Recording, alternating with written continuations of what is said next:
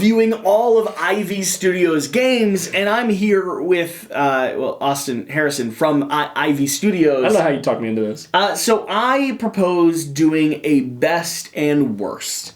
A unabridged, unapologetic. Unabridged? I thought it was going to be very abridged. They're slightly abridged. This is what I do like about your game. Okay. One mechanic. This is what I don't like about your game. And I'm saying the same thing. And if you hear banging in the background, that is his heartbeat thumping through his chest, because we are not approving this by his company or his bosses. Wait a second. Going up tomorrow. Okay, That's the plan. There's also some construction happening downstairs, which is what the banging is. That is also true. So you were up here because you have a brand new project coming out. Yeah. Beautiful Fractured Sky. Yeah. As far as I'm concerned, potentially my favorite game from your lineup. I still want to get a few more plays. I think I'm like 5 or 6 plays in. Okay. But really, really enjoying this. We're going to have coverage of that. And of course, you all already know, we love Ivy Studios. We collaborate with them very often. And we do some sponsored content with them. So while this is review content, this in itself is not sponsored. But take everything we say with a slight grain of salt. But since we're doing highs and lows, I don't feel like I have to, I'm not hiding anything. I'm just telling you what I like. You're saying negative things about our games. Yep. All right, Moonrakers. Your first game. Do you want to take the first swing at it, or do you want me? I will. So things I like, things I don't like. High and low. The high. What's your favorite thing about this game? The high is definitely the collaborating. Do you want to give a quick 15 on what Moonrakers is, too, for people that don't know? 15 seconds? Yeah. I thought it was 15 minutes. Moonrakers, you're playing as a band of space pirates that are trying to pick a new leader, and so you're working with those other space pirates to complete contracts and get prestige or victory points. It's not my floor. Beep. Cool. You can keep going. I can keep going. Time, yeah. That's the game, though. So, can you please beep? Great. Beep. Nice to meet you. So you were saying? Yeah, so my favorite part about the game is the short-term alliances. I love convincing someone to go on a contract that is slightly better for me than it is for them, and then being able to complete it just barely. And you probably needed their help a little bit. Oh yeah, I definitely needed their help. The game is designed to force. You got the bit more out of the deal than them. Oh yeah. So for me, my favorite thing about Moonrakers is the combinations that you can get. I love finding, it's a deck building game, and so I love digging through the customizable pieces that you can place on your ship, and finding these powers and abilities that, like, for instance, one of my favorite sequences is to find the ability that makes your dead cards, your X cards, worth something, and then you just start building them into your deck. So instead of running a deck that's full of really cool, upgraded, like amazing cards, you're building a deck full of trash cards, and those trash cards are actually working in the game. Yeah, so you like the synergies. I love the synergies. It's one of my favorite parts about deck building systems. Is the way that you mold, combine, and the fact that you have synergies that aren't just about the deck that you've built, but those synergies are actually contained within the board and the tableau that you have in front of you. And so you have a few different areas, from crew to upgraded cards to the actual tableau of your ship, and all of those pair together into some fun, I wouldn't say broken, but fun, seemingly unbalanced combinations until you realize everyone else is doing it, and then everyone else is sprinting their way towards victory. Thing I don't like. The worst thing about this game. So, in Moonrakers, the core game, you are a little bit underpowered from, I think, where we wanted to be. And so what that leads to, unless you build a really, really fantastic ship, if you're good at negotiating, you'll get to 5, 6, 7 points. People will stop working with you, and your ship's just not good enough to do a contract. Or you're not lucky enough to get the contract you need to end the game. Yeah. So that's my thing as well. It's the biggest criticism about this game, and we should probably bring up the expansion, I think, in this conversation. Yeah. So my biggest criticism about this title, by far, is the moment where other people stop wanting to work with you. They stop wanting to help you. Because it really does. It takes the wind out of your sails, and then no one else wants to engage with you. And it can cause you to lose the game in a way that just is anticlimactic. It's not a crescendo to victory. It's instead like a Peter towards that last victory point. The expansions you released in Titan are expansions that are designed to fix a few areas and enhance a few areas. You have exploration that's introduced that gives a little bit more story and theme. You have binding ties, which is actually the ability to get benefit by working with other players, including sometimes the last victory points you need. And you have Overload, or Overhaul? Overload. Overload, which is just giving me more cards. Yeah, each of them in their own way help. Binding Ties will give you another currency you can spend to get over the finish line. Yeah. Overload just makes you feel more powerful, and Nomad lets you go for specific contracts that your ship is built for. So in that system, let's say we take the game and we say Moonrakers new, Moonrakers Titan, which people are going to be receiving very, very soon. Yep. What is the high the same, or is the high different, and is the low the same, or is the low different? I think the high is the same for me, but the deck building definitely gets better in the expansions. I would agree. And then the low for me at that point is I think there's just so much content that if you're trying to build a very specific type of card or a specific type of ship, you like from a specific expansion, you might not be able to find that if you were playing with all the expansions. And so you kind of have to change your play style to be what's available in the store. Okay. To help with that, you can cycle cards to the store faster, but it's still not. If you're trying to build, I'm going to go for a pure Binding Ties build, and you're playing with all the expansions, it might be harder to find those Binding Ties cards. I think that's probably the negative now. So my favorite expansion out of the group, even though Binding Ties I think is essential, my favorite expansion is going to be the Overload. That's so good.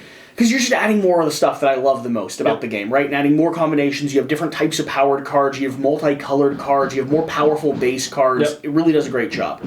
But bridging that down and looking at what I like the least when it comes to the brand new expansion, I think it has to be the fact that introducing things like Binding Ties or the positional movement on the exploration, or the upgraded base cards that maybe you're not always paying the closest attention to. More things are introduced that require you to have a long-term strategy instead of just playing the game and seeing where it takes you. Where the other game, where this base game can be anticlimactic at its ending, but I think with Titan, you can sometimes be surprised by the ending. And you think that you're set up and ready to go, and then suddenly Shira's like, hey, I'm turning all these things you gave me for working with me into 2 victory points, and I'm winning. We had some playtesters that started playing to 10 and back, and so they would turn their ship around and go back to 0. I could 100% see that. And we were like, why? They're like, well, we're just winning too fast, and it like doesn't feel like we're at the end. And so we actually changed. There's a score track to 15 and a score track to 10 now. But that's funny that's one of your thoughts. I think the score track to 15 is probably where I'm going to live more likely than not. Those last 5 points will go fast too, because people will be so strong. They really will. But it'll give you that little bit of a window you need to kind of get there. Your second game. Veiled Fate. What is your favorite thing about this game? Winning without people knowing the color I am is the best feeling. You want to give a 15 on this? You may hit the button again? So, Veiled Fate, you are playing as a god who has made a demigod that they were not supposed to, and you're helping that demigod get to the throne. However, all the other gods know you're not supposed to make a demigod, and they can figure out which one is yours. They're going to downvote it. They're going to make it have bad decisions, and it's going to lose renown, and it's going to lose victory points. And so everyone's trying to help their demigod while hurting everyone else's, and so you're trying to hide who you are while giving your god prestige or renown. And the door's closed back. I've already walked off. Did I not round it up well? No, I'm just saying that. Okay. Timer. I do love that we decided to film this video right when they were like, we're going to finish installing the floor. Yeah, they're putting in the floorboards right now. It's great. Favorite thing about this game, like I said, winning with no one knowing my color. Okay. Least favorite part of this game is probably that the card economy is too tight. I think that if there was just a few more cards in the game per round, people would use the god powers more. I don't see god powers get used very often at all. No, and that was somewhat intentional. It's somewhat intentional. They should be big moments. Sure. However, I think we saw too many god powers being used, and it was just causing pure chaos. And so we ratcheted that back to try to stop them from being used quite as much. Sure. I think we went too far. Sure. So for me, my favorite thing about Veiled Fate is specifically the 7-player count. I mean this. I cannot think of another game that I want to play at 7 more than Veiled Fate. If I had 7 people coming around a house, I could not pick out another game that would be on the table faster. Right. It plays so well, and the reason being is you hid this mechanic at the back end of the game design, where at 6 you pair up. Yep. You pair up with someone around the table, and you have no idea who you're pairing with. So you're moving a piece, and other people are moving pieces, and you don't know whose any color is. But instead of just trying to discern who other people might be, you're now looking around the table and saying, who also might be with me? The reason why I love 7 is because 7 leaves a floater. And so you have pairs of people, and then you have one person, which could be yourself, going, you're my friend. Oh, you're my friend. You have to be my friend. You don't know you're alone. And you have no friends. But you get extra points at the end of the game for being the person alone. Yeah. Which just recently, someone played in the Discord, and they won as the 7th player. I just think it's super cool. I think it's Yep. such a cool mechanic. I think this game is the strongest at those high player counts.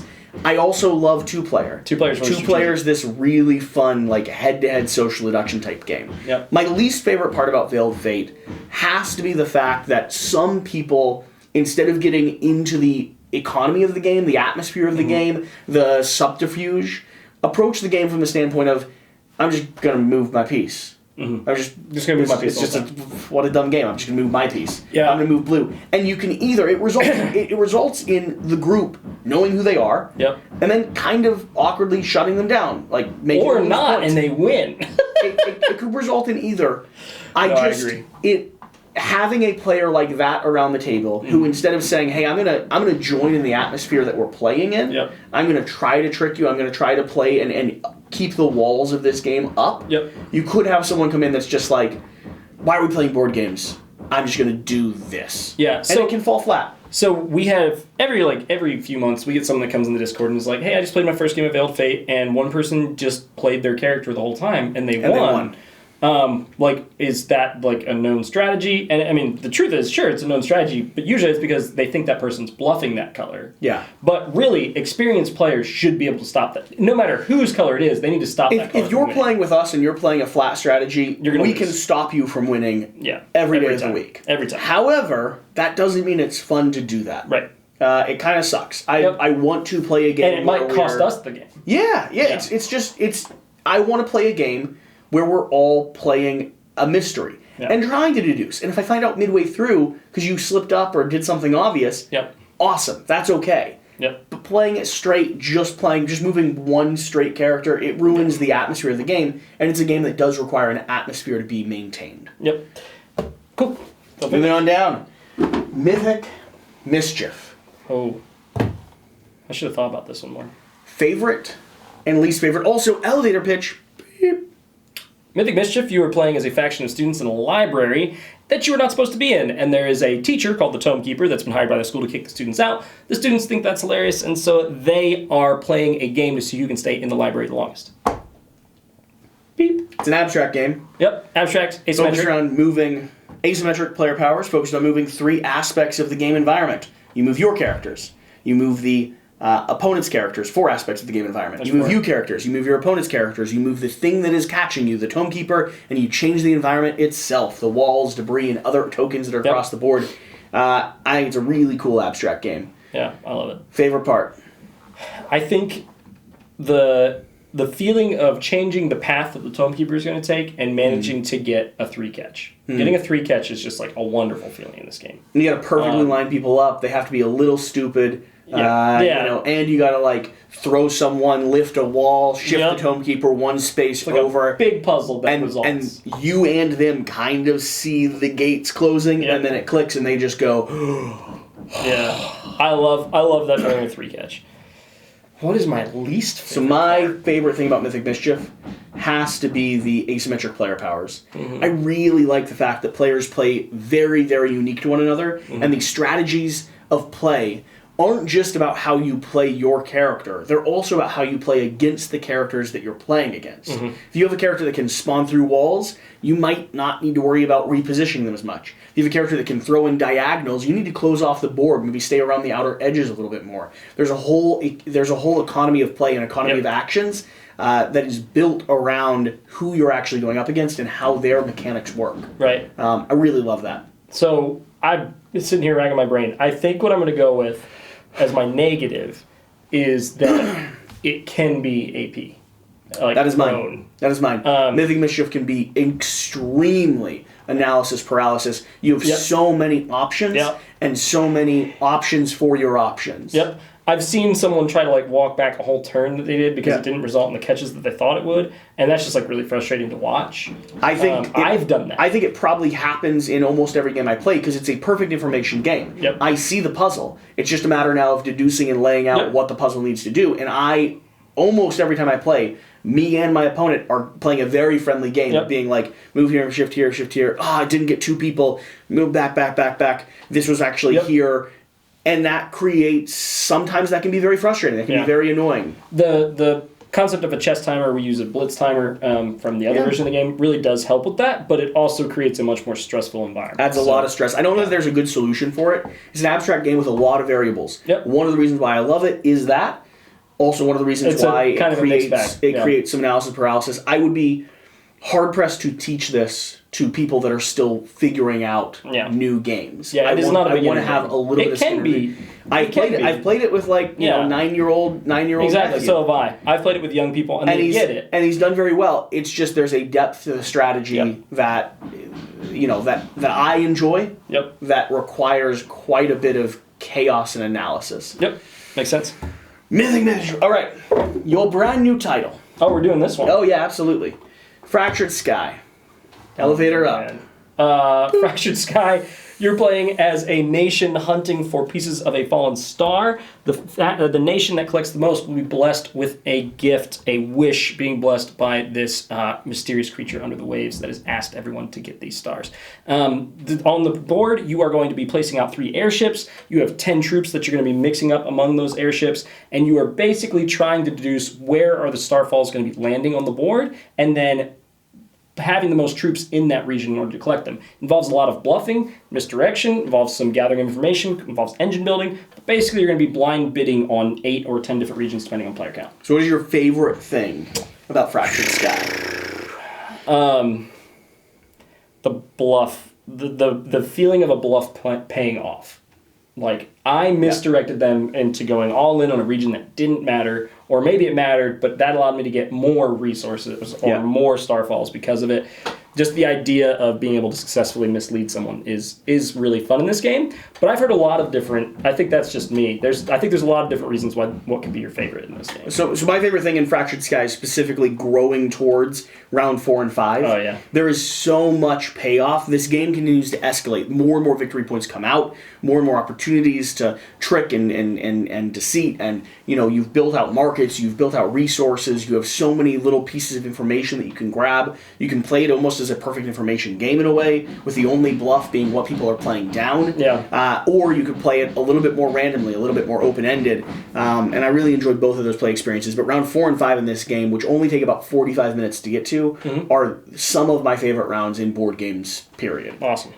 Really, really enjoyable. And so the payoff in a very quick amount of time, very satisfying. Worst part, least favorite thing. I've been thinking about that. I know, on the game you still have to tell people to get, right? Well, I mean, no, it's just, deciding. It sucks, I know. No, I just Terrible can't. Game. There's so many things, you just can't come up with something. I think maybe I don't like it just when no one... vast array of stuff to list. When no one is going for an objective peak strategy, those points can feel random. But as soon as one person's peaking the majority of those... that's where you're looking at the hidden potential objectives. So it's random, except for really the person that's taking the first player should win them more often than not. So it's not entirely random. But most games, people are peaking. I mean, the game that's still set up, we peaked 3 out of the 5 objectives. And 2 of them were random in the fact that we didn't know what they were going to be, but the person that won them did something to get them. So it's kind of... I think that might be my least favorite part. There's maybe a little bit of randomness in there. On if that strategy is not taken, there's a little bit of randomness. Okay, my least favorite part is when sometimes, because of just action economy, you're pressured into making a decision, and you very quickly can realize that the decision you made, it's too late to take it back, but it's also entirely the wrong thing to have done. Even sometimes without much new information showing up. For instance, I might put a 10 down somewhere, and then very quickly realize that I don't have the math to gain resources, or I overlooked the fact that you're able to go right next door. You already have your troops there. You already have your towers built. So there's moments in this game where I place down a piece, first or second, or sometimes third time, and there's other players that have larger action economy than me, and they get to continue playing, and I see everything that I thought was really smart just kind of fall apart. It can be satisfying, it can be fun, but also it can definitely, especially if it's the first piece you put out, and then by the next time it's your turn, you've realized that you overcommitted, and no one else is interested in the place you went. that can be more of a negative experience. Totally. So also it's like kind of a trick taking game, you know. So cool.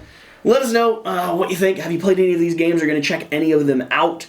And do you like the concept of sitting down next to a designer / publisher and talking about the things that you like and don't like about their games? I don't know. knows? You tell me. Whatever the case, though, whatever you do, remember to do the important thing. Put as many hamsters into your mouth as you can fit. Oh my god. And then go to the movies. Trust me, they'll enjoy the show. We'll see you next time. Bye.